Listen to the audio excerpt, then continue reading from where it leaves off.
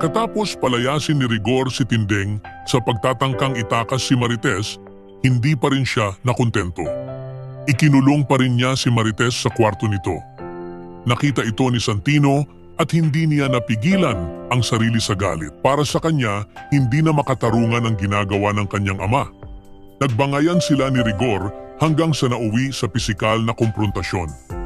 Nakisali si David upang tulungan si Rigor laban kay Santino.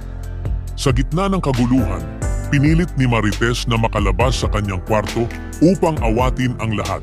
Gulong-gulo si Marites. Hindi niya na alam kung paano pa niya kakayanin ang sitwasyon.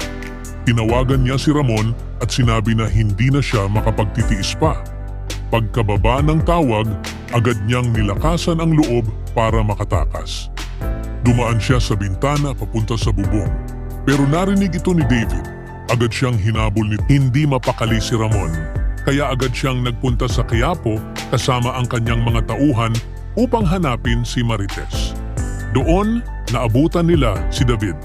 Nag-init ang ulo ni Ramon at agad siyang nagpaputok.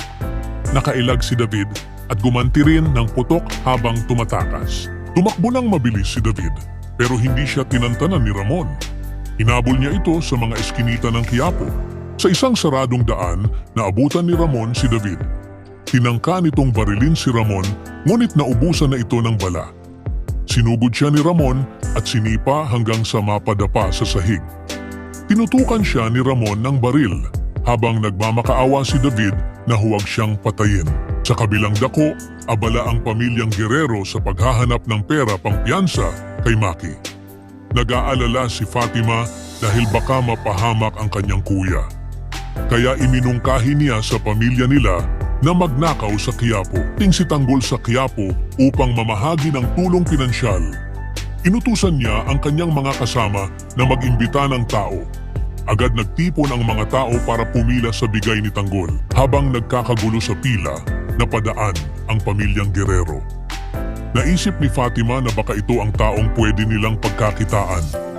Nang makita niya ang mga sasakyan ni Tanggol, agad siyang nagtangkang sumakay sa isa sa mga ito. Nagpatuloy ang pamimigay ni Tanggol ng pera hanggang dumating ang chairman. Sinita siya dahil sa kaguluhang dulot ng pamimigay. Dahil dito, ipinasa ni Tanggol ang pamimigay kay Madonna at pumasok sa kanyang sasakyan. Hindi alam na andoon si Fatima. Pagpasok ni Tanggol sa sasakyan, ginulat siya ni Fatima at tinutukan ng kutsilyo. Pinilit niya si Tanggol na magmaneho habang nakatutok ang talim sa leeg nito. Bukan ni Tanggol na kumbinsihin si Fatima inalok pa ang sasakyan. Ngunit lalo lang siyang pinatahimik at pinilit na ihinto ang sasakyan. Ayaw ni Tanggol huminto, kaya inilabas ni Fatima ang baril at tinutok sa kanya. Sa sobrang inis, hinampas niya si Tanggol gamit ang baril hanggang mawalan ito ng malay.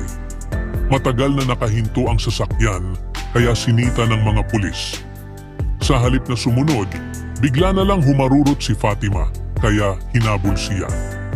Kita sa mukha niya ang takot at taranta habang hinahabol ng mga pulis. Sa patuloy na pag-ikot ng mga pangyayari, lalo pang lumalalim ang gulo sa pagitan ng magkakaugnay na buhay sa Quiapo. Sa isang banda, si Marites ay pilit pa ring inaangkin ni Rigor sa kabila ng kanyang paghingi ng kalayaan. Si Santino at David, na parehong nasa loob ng isang pamilya, ay nagbabanggaan dahil sa tama at mali. Samantala, si Ramon ay hindi na nagpapigil upang tuluyang iligtas ang babaeng mahal niya kahit kapalit pa nito ang panganib. Sa kabilang panig naman, ang pamilya Guerrero ay pilit na lumalaban para sa kalayaan ni Maki sa paraang hindi na nila nais gawin, manloko at magnakaw. At si Tanggol, sa kabila ng kanyang layuning tumulong, ay nadamay sa kaguluhan nang pumasok sa eksena si Fatima na may sariling laban at desperasyong makahanap ng sagot sa problema nila. Habang ang lahat ay nagtatagisan ng prinsipyo, galit at pangarap, isang tanong ang naiwan: hanggang kailan magtatagumpay ang kasinungalingan at kasamaan bago tuluyang manaig ang katotohanan at hustisya? Ibahagi ang inyong saloobin sa comment section. Huwag kalimutang mag-subscribe at i-click ang notification bell. Maraming salamat sa panonood